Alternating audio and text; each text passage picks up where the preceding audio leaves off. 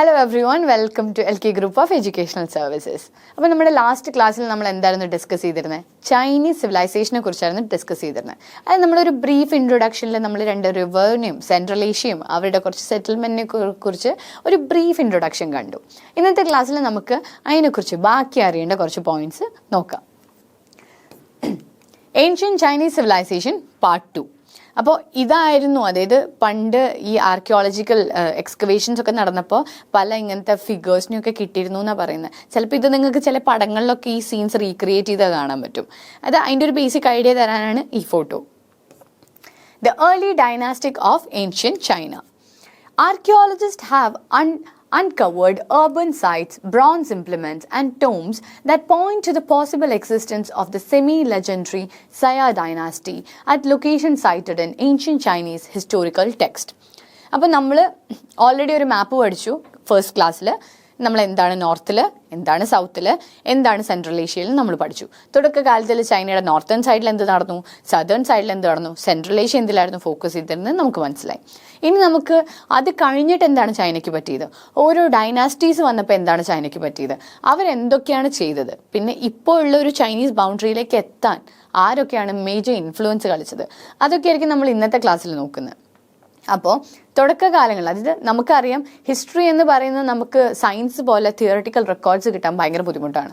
നമുക്ക് ആർക്കിയോളജിക്കൽ എക്സ്കവേഷനിൽ നിന്നും അതിൽ നിന്ന് കിട്ടുന്ന കുറേ റെക്കോർഡ്സും അതൊക്കെ വെച്ചിട്ടാണ് നമുക്ക് പല കാര്യങ്ങളും നമുക്ക് അതിൻ്റെ ഡേറ്റും അതിൻ്റെ പീരീഡും ഇങ്ങനെ ആയിരിക്കാം എന്നുള്ളൊരു ഹൈപ്പോത്തറ്റിക്കൽ തീരുമാനത്തിലേക്ക് എത്താൻ പറ്റുള്ളൂ. അതുപോലെ തന്നെ തുടക്കകാലങ്ങൾ, അതായത് ഒരു സെമി ലെജൻഡറി സയാ ഡൈനാസ്റ്റി അല്ലെങ്കിൽ സിയ ഡൈനാസ്റ്റി എന്ന് പറഞ്ഞ ഡൈനാസ്റ്റി എക്സിസ്റ്റ് ചെയ്തിരുന്നു എന്ന് നമ്മളെ മനസ്സിലാക്കി തന്നത് പല ആർക്കിയോളജിക്കൽ എക്സ്കവേഷനിൽ കൂടെയാണ്. അപ്പോൾ ആ ഒരു എക്സ്കവേഷനിൽ കൂടെ നമുക്ക് ചൈനീസ് ഹിസ്റ്റോറിക്കൽ ടെക്സ്റ്റുകൾ കിട്ടി. ഈ ചൈനീസ് ഹിസ്റ്റോറിക്കൽ ടെക്സ്റ്റുകളിൽ നിന്നാണ് നമുക്കിവരെ ഒരു എന്താ പറയുക പ്രിസൈസ് അല്ലെങ്കിൽ പോലും നമുക്കൊരു സംവാട്ട് എവിടെയായിരുന്നു ഈ ഡൈനാസ്റ്റി സിറ്റുവേറ്റ് ചെയ്തിരുന്നത്, അതിൻ്റെ എന്താ പറയുക കണ്ടിന്യൂറ്റി ആയുള്ള ഹിസ്റ്ററി എവിടെയായിരുന്നു, ഹിസ്റ്റോറിക്കൽ റെക്കോർഡ്സ് എങ്ങനെയായിരുന്നു എന്നൊക്കെയുള്ള നമുക്ക് ഒരു ഐഡിയ കിട്ടുന്ന ആ ഒരു ആർക്കിയോളജിക്കൽ എക്സ്കവേഷനിൽ കൂടെയാണ്. So, in 1959, a site located in the city of Yanqi was excavated containing large palaces which some archaeologists have identified as the capital of Xia dynasty. അപ്പോൾ ആ ഒരു സമയങ്ങൾ ഏത് ടൈമാണെന്ന് ആലോചിച്ച് വെക്കണം. 1959 നടന്ന ഒരു ആർക്കിയോളജിക്കൽ എക്സ്കവേഷനിലാണ് യാൻഷി എന്ന് പറഞ്ഞ സിറ്റിയിൽ, ഇപ്പോൾ നമുക്ക് കണക്ട് ചെയ്യാൻ പറ്റും. യാൻഷി എന്ന് പറയുന്ന ഒരു കറന്റ് ലൊക്കേഷനാണ്. യാൻഷി എന്ന് പറഞ്ഞിട്ടുള്ള സിറ്റിയിൽ ഒരു എക്സ്കവേഷൻ നടന്നു. ആ എക്സ്കവേഷനിലാണ് നമുക്ക് ക്യാപിറ്റൽ എന്ന് തോന്നുന്ന അല്ലെങ്കിൽ ക്യാപിറ്റൽ സിറ്റി ആണെന്ന് തോന്നുന്ന കുറച്ച്, അതായത് അതിൻ്റെ പാലസ് കൺസ്ട്രക്ഷൻസും അതിനെ സംബന്ധിച്ചിട്ടുള്ള കുറച്ച് കാര്യങ്ങളൊക്കെ നമുക്ക് കിട്ടി. അങ്ങനെയാണ് ക്സിയ ഡൈനാസ്റ്റിയുടെ ക്യാപിറ്റൽ എന്ന് നമ്മൾ കൺക്ലൂഷനിലേക്ക് എത്തുന്നത്. Unlike the oracle bones of the Shang dynasty, there are no written records from the period of help confirm the Xia dynasty's existence. നമുക്ക്, അതായത് നമ്മളിപ്പോൾ രണ്ട് ഡൈനാസ്റ്റീസ് കമ്പയർ ചെയ്യണം. ഒന്ന് ഷാങ് ഡൈനാസ്റ്റി, ഒന്ന് ക്സിയ ഡൈനാസ്റ്റി. ഇതിൽ ക്സിയ ഡൈനാസ്റ്റിയുടെ പ്രത്യേകത എന്താണെന്ന് വെച്ച് കഴിഞ്ഞാൽ ഇതിന് പ്രത്യേകിച്ച് നമുക്ക് റെക്കോർഡ്സ്, അതായത് ഇങ്ങനൊരു ഡൈനാസ്റ്റി എക്സിസ്റ്റ് ചെയ്തിരുന്നു എന്ന് നമുക്ക് കംപ്ലീറ്റ് ആയിട്ട് പ്രൂവ് ചെയ്യാനുള്ള റെക്കോർഡ്സ് ഭയങ്കര കുറവാണ്. ആകെ നമുക്ക് യാൻഷിയിൽ നിന്ന് കിട്ടിയ ഈ ആർക്കിയോളജിക്കൽ എക്സ്കവേഷൻ എന്ന് മാത്രമാണ് അങ്ങനെ ഒരു സിറ്റി എക്സിസ്റ്റ് ചെയ്തിരുന്നതെന്നും അവിടെ ആ ഒരു ഡൈനാസ്റ്റി ഇന്ന പീരീഡിൽ ഉണ്ടായിരുന്നു എന്ന് നമ്മളൊരു കൺക്ലൂഷനിലേക്ക് വന്നത്. പക്ഷേ ഷാങ് ഡൈനാസ്റ്റി അങ്ങനെയായിരുന്നില്ല. ഷാങ് ഡൈനാസ്റ്റിയിൽ നമുക്കൊരു ഒറാക്കിൾ ബോൺസ് കിട്ടിയിരുന്നു. ആ ഒറാക്കിൾ ബോൺസിൽ നിന്ന് നമുക്ക് കൺക്ലൂഡ് ചെയ്യാൻ പറ്റിയിരുന്നു ഈ ഒരു ഡൈനാസ്റ്റിയാണ് അത് ഉപയോഗിച്ചിരുന്നതും ആ ഒരു സമയത്തുള്ള പീരീഡിനെ കുറിച്ചൊക്കെ നമുക്ക് റെക്കോർഡ്സ് കിട്ടിയിരുന്നു. ഹിസ്റ്റോറിക്കൽ ടെക്സ്റ്റുകളും അതിനെ സംബന്ധിച്ചുണ്ടായിരുന്നു. പക്ഷേ ക്സിയ ഡൈനാസ്റ്റിയിൽ അത് ഭയങ്കര കുറവായിരുന്നു. But we are believing that such dynasty was existing back then in Chinese period. The oracle bones of the Shang dynasty. ഇതാണ് ഇതിൻ്റെ പല ഇമേജസ്, ഡിഫറെൻറ്റ് ഇമേജസ് നമുക്ക് കാണാൻ പറ്റും. ഇത് വൺ ഓഫ് ഇറ്റ് എന്ന് പറയുന്നത് ഷാങ് ഡൈനാസ്റ്റിയുടെ എക്സിസ്റ്റൻസ് പ്രൂവ് ചെയ്യുന്ന ഒരു ആർക്കിയോളജിക്കൽ എക്സ്കവേഷനാണ്. ഇത് ഒറാക്കിൾ ബോൺ എന്നാണ് ഇതിനറിയപ്പെടുന്നത്. അതിൽ തന്നെ നമ്മൾ നോക്കി കഴിഞ്ഞാൽ നമുക്ക് ആ ചൈനീസ് ഇതിൽ എഴുതിയിരിക്കുന്ന ഇൻസ്ക്രിപ്ഷൻസ് ഒക്കെ നമുക്ക് കാണാൻ പറ്റും. Through the 1960 and 1970, archaeologists have continued to uncover urban sites, bronze implements, and tombs at locations linked to the Xia dynasty or Xia in the ancient Chinese historical text. അപ്പം നമുക്കറിയാം 1959 നമ്മൾ യാൻഷിയിൽ നിന്ന് നമ്മുടെ ക്സിയ ഡൈനാസ്റ്റിയുടെ ക്യാപിറ്റൽ എന്ന് തോന്നുന്ന ഒരു ലൊക്കേഷൻ നമ്മൾ കണ്ടെത്തുന്നത്. ഇതിൽ പറയുന്ന പീരീഡ് എന്ന് പറയുന്ന 1960 തൊട്ട് 1970 ഈ ഒരു ടൈം പീരീഡിലായിരുന്നു ആർക്കിയോളജിസ്റ്റുകൾ പിന്നീട് കുറേ കാര്യങ്ങൾ അൺകവർ ചെയ്തത്. അതായത് എന്ത് ക്സിയ ഡൈനാസ്റ്റിനെ അനുബന്ധിച്ചിട്ടുള്ളതാണെന്ന് നമ്മൾ കൺക്ലൂഷനിലേക്ക് വന്ന് കുറച്ച്, അതായത് സൈറ്റ്സ്, അവിടെ തന്നെയുള്ള ബ്രോൺസ് വെച്ചിട്ടുള്ള ഇംപ്ലിമെൻറ്റ്സ്, ബ്രോൺസ് വെച്ചിട്ടുള്ള കുറേ സാധനങ്ങൾ, അതായത് നമുക്ക് വെസൽസ് കിട്ടിയിരുന്നു, അതേപോലെ തന്നെ വേറെ കുറേ എന്താ പറയുക ഓർണമെൻറ്റ്സ് എന്ന് തോന്നിക്കുന്ന കുറച്ച് ഒബ്ജക്ട്സ് കിട്ടിയിരുന്നു. അതൊക്കെ പിന്നെ ടോംസ് കിട്ടിയിരുന്നു. ഇങ്ങനത്തെ കുറേ കാര്യങ്ങൾ പിന്നീട് ആർക്കിയോളജിക്കൽ എക്സ്കവേഷനിൽ കിട്ടിയിരുന്നു. അത് നമുക്ക് റിലേറ്റ് ചെയ്യാൻ പറ്റിയത് ക്സിയ ഡൈനാസ്റ്റിയിലേക്കാണ്. At a minimum, the Xia dynasty seems to have marked the evolutionary stage between the late Neolithic culture and the late Chinese urban civilization of Shang dynasty. അപ്പോൾ ഈ കിട്ടിയിരിക്കുന്ന ആർക്കിയോളജിക്കൽ എക്സ്കവേഷൻ റെക്കോർഡ്സ് ഒക്കെ വെച്ചിട്ട് സിയ dynasty എന്ന് പറയുന്നത് നമ്മുടെ നമുക്ക് പലിയോലിത്തിക്, Neolithic ഒക്കെ അറിയാം, മെസോലിത്തിക് ഒക്കെ അറിയാം.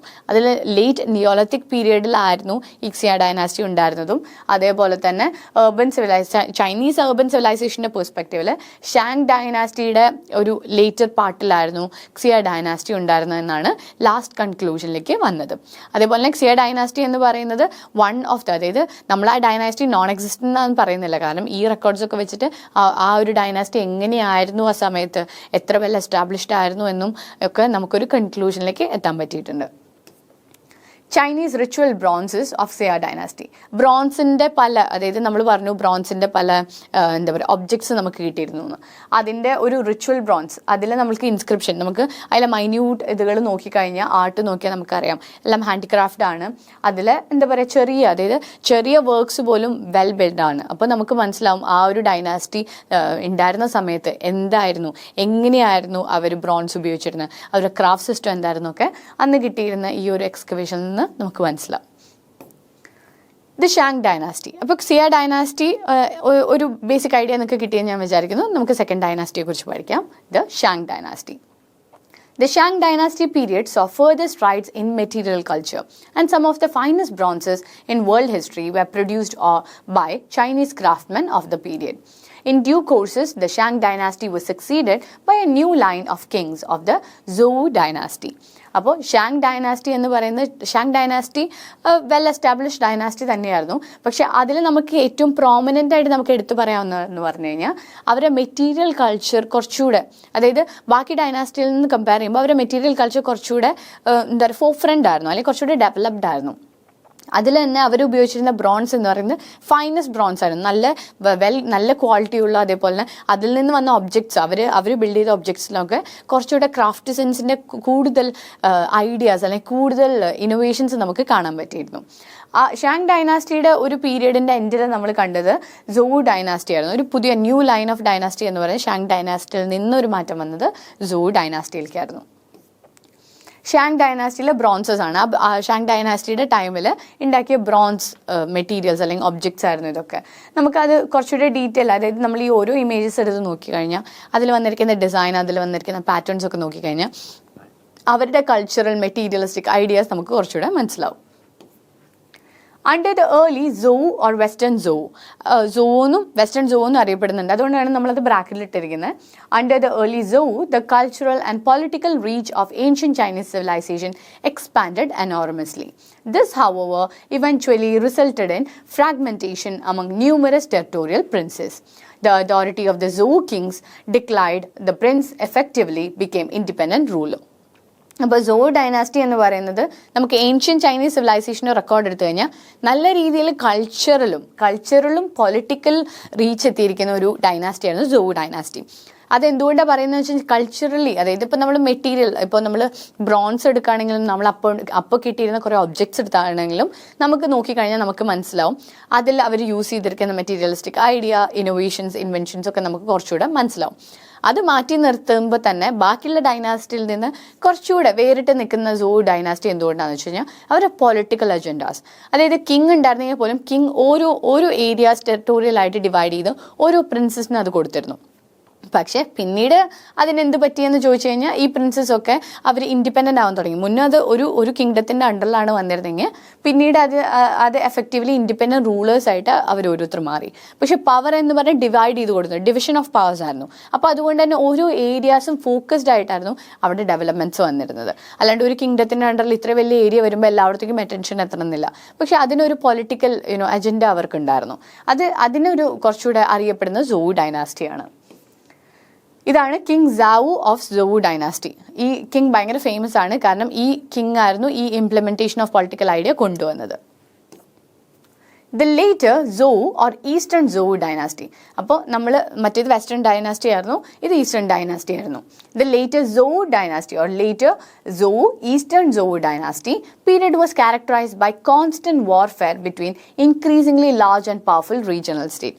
അപ്പോൾ നമുക്കറിയാം ഓൾറെഡി വെസ്റ്റേണിൽ വന്നപ്പോൾ എന്ത് ചെയ്തു, വെസ്റ്റേണിൽ കൾച്ചറൽ ഡെവലപ്മെൻറ്റും പൊളിറ്റിക്കൽ ഡെവലപ്മെൻറ്റും വന്നു. അപ്പോൾ കിങ് എന്ത് ചെയ്തു, ഓരോ പ്രിൻസസിന് ഓരോ ഏരിയാസ് കൊടുത്തു.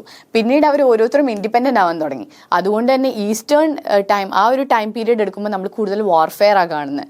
കാരണം എന്താ വെച്ച് കഴിഞ്ഞാൽ ആ ഇൻഡിപെൻഡൻ്റ് ആയിട്ടുള്ള ഓരോ പ്രിൻസസും നല്ല പവർഫുള്ളായി അവരുടെ റിസോഴ്സസും കാര്യങ്ങളൊക്കെ വെച്ചിട്ട്. പിന്നീട് അവർ അങ്ങോട്ടും ഇങ്ങോട്ടും ഏറ്റവും കൂടുതൽ പവർ കിട്ടാൻ, ഏറ്റവും കൂടുതൽ ബൗണ്ടറി കിട്ടാൻ വേണ്ടി അങ്ങോട്ടും ഇങ്ങോട്ടും ഭയങ്കര യുദ്ധങ്ങൾ നടക്കാൻ തുടങ്ങി. ഒരു വാർഫെയർ പീരീഡ് ആയിരുന്നു നമ്മൾ ഈ ലേറ്റർ സോവു പീരീഡിൽ കാണുന്നത്. Warfare between increasingly large and powerful regional state. It was also a time when important innovations began to emerge, which were to characterize Chinese civilization down to the 20th century. ഈ ഒരു പീരീഡിൽ warfare കൂടുതലാണെങ്കിൽ പോലും പല ഭയങ്കര ഡെവലപ്മെൻ്റലായിട്ടുള്ള innovations ആ സമയത്ത് കണ്ടിരുന്നു. അത് നമുക്ക് ഒരു 20th century വരെ നമുക്ക് റൂട്ട് ഔട്ട് ചെയ്യാൻ പറ്റുന്ന പല ഇന്നോവേഷൻസും ആ ഒരു കാലഘട്ടത്തിൽ നമുക്ക് കാണാം. It was at this time that the great philosophies which would shape the Chinese world, including Confucianism, emerged. And it was also the period to which the root of that distinctly Chinese style of bureaucratic government can be traced. അപ്പോൾ ഈ ഒരു പീരീഡിലാണ് നമ്മൾക്ക് അതായത് നമ്മൾ പറഞ്ഞ പല ഇന്നോവേഷൻസും ആ പീരീഡിൽ ഉണ്ടായിരുന്നു. അതേപോലെ തന്നെ പല ഫിലോസഫീസിൻ്റെയും ഉറവിടം എന്ന് പറയുന്നത് ഈ ഒരു പീരീഡിൽ തന്നെയായിരുന്നു. അതായത് കൺഫ്യൂഷനിസം എന്ന് പറഞ്ഞിട്ട് ഉള്ളൊരു ഫിലോസഫി ഇമേർജ് ചെയ്യുന്ന ഈ ഒരു പീരീഡിലായിരുന്നു. അതേപോലെ തന്നെ നമുക്കറിയാം ചൈന എന്ന് പറയുന്നത് ഒരു ബ്യൂറോക്രാറ്റിക് ഗവൺമെൻറ് ആണ്. ഇതിൻ്റെ റൂട്ട്സ് ഒക്കെ പോകുന്നത് ഈ ഒരു പീരീഡിലേക്കാണ്. ഇവിടെ നിന്നായിരുന്നു ഈ ഫിലോസഫീസും തിയറീസിൻ്റെ ഒക്കെ ആദ്യ ഉറവിടം. The final phase of ancient China history was characterized by the rise of strong centralized states which unified the Chinese people under a single imperial dynasty. അപ്പോൾ ഈ ഒരു സമയം വരെ നമുക്കറിയാം നോർത്ത് സൗത്ത് സെൻട്രൽ എന്നൊക്കെ പറഞ്ഞാൽ ആദ്യം തുടക്കകാലങ്ങളിൽ ഡിവൈഡഡ് ആയിരുന്നു. പിന്നെ സെൻട്രൽ ഏഷ്യയിൽ നിന്ന് ഹേർഡേഴ്സൊക്കെ കൂടുതൽ അതായത് ബൗണ്ടറീസ് കീഴടക്കാൻ വേണ്ടിയിട്ട് വാറിനിറങ്ങി അവർ കൂടുതൽ ഏരിയാസ് കവറപ്പ് ചെയ്തു. പിന്നീട് നമുക്കറിയാം ഡൈനാസ്റ്റികൾ ഫോം ചെയ്യാൻ തുടങ്ങി. അത് കഴിഞ്ഞ് നമ്മൾ കണ്ടു സോവിൻ്റെയും ഷാങ്ങിൻ്റെയും ഇവരുടെയൊക്കെ ഡൈനാസ്റ്റീസ് കണ്ടു. പിന്നീട് ഒരു ഫൈനൽ സ്റ്റേജ് എത്തിയപ്പോഴേക്കും എല്ലാം അതായത് ഓരോന്ന് അവരവരുടെ കീഴിൽ വെക്കാതെ എല്ലാം കൊണ്ട് ഒരു ഇമ്പീരിയൽ കൺട്രി അല്ലെങ്കിൽ ഒരു ഇമ്പീരിയൽ സ്റ്റേറ്റ് ആക്കാനാണ് അവർ നോക്കിയിരുന്നത്. അപ്പോൾ ഈ ഡെവലപ്മെൻറ്റിൽ കൂടെ തന്നെ എന്ത് പറ്റി, ഒരു സെൻട്രലൈസ് സ്റ്റേറ്റ് ഫോം ചെയ്യുന്ന ഒരു ഫേസ് എത്തി. ഇപ്പോൾ കാണുന്ന ഒരു ചൈനയുടെ ബൗണ്ടറി എന്ന് പറയുന്നത് ഈ ഒരു പീരീഡിലായിരുന്നു ആ സെൻട്രലൈസ് ഫേസ് ഫോം ചെയ്തത്. The final phase of ancient China's history was characterized by the rise of strong centralized state. അപ്പോൾ ഇങ്ങനൊരു സെൻട്രലൈസ് സ്റ്റേറ്റ് ഫോം ചെയ്യാൻ വേണ്ടിയിട്ട് നമുക്കറിയാം ഏതെങ്കിലും ഒരു സ്ട്രോങ് പേഴ്സൺ അല്ലെങ്കിൽ ഒരു സ്ട്രോങ് ഡൈനാസ്റ്റി തന്നെ മുന്നോട്ട് വരണം. അതായിരുന്നു ഈ സെൻട്രൽ സിറ്റി അല്ലെങ്കിൽ ഒരു സെൻട്രൽ സ്റ്റേറ്റ് ഫോം ചെയ്യാൻ തന്നെ ഏറ്റവും കൂടുതൽ ഹെൽപ്പ് ചെയ്തത്. which unified the Chinese people under a single imperial dynasty. The Qin dynasty emerged when one of the states into which China was divided conquered all other states and unified China under its rule. Its king took the title Qin Shi Huang, the first emperor. അപ്പോൾ ക്വിൻ ഡൈനാസ്റ്റിയാണ് നമ്മൾ ഓർത്തു വെക്കേണ്ടത്. കാരണം ക്വിൻ dynasty ആയിരുന്നു അത് ആദ്യം ഒരു ഇതിൽ നിന്ന് സ്പ്ലിറ്റായി അത് എന്നിട്ട് എന്ത് ചെയ്തു, ആ ഡിവൈഡ് ചെയ്തിരുന്ന ചൈനയിലിനെ മൊത്തമായി ഒരു ഇമ്പീരിയൽ സ്റ്റേറ്റിൻ്റെ അണ്ടറിൽ കൊണ്ടുവന്നു. എന്നിട്ട് ചൈനനെ യൂണിഫൈ ചെയ്തു. എന്നിട്ട് ഈ ഒരു യൂണിഫൈഡ് ചൈനയുടെ എംപററായി മാറി.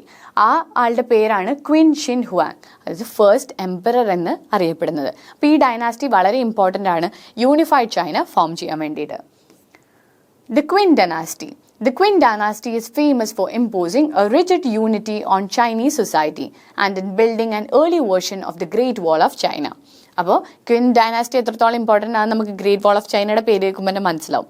ക്വിൻ ഡൈനാസ്റ്റി എന്ന് പറയുന്നത് ചൈനീസ് പീപ്പിളിനെ യൂണിഫൈ ചെയ്തതിലും ഫേമസ് ആണ്. അതേപോലെ തന്നെ ഗ്രേറ്റ് വാൾ ഓഫ് ചൈനയുടെ ഏർലി വേർഷൻ കൺസ്ട്രക്ഷനിലും ക്വിൻ ഡൈനാസ്റ്റിക്ക് ഒരു വലിയ പ്രോമിനൻറ്റ് റോള് തന്നെ ഉണ്ടായിരുന്നു. The Qin regime's very rigidity, however, made it a short-lived dynasty. It was brought down by regional forces which it had failed to tame and by peasantry which it had ruthlessly exploited. Qin dynasty ഇത്രയൊക്കെ ചെയ്തെങ്കിൽ പോലും ക്വിൻ ഡൈനാസ്റ്റിക്ക് അധികം long period ഭരിക്കാൻ പറ്റിയില്ല.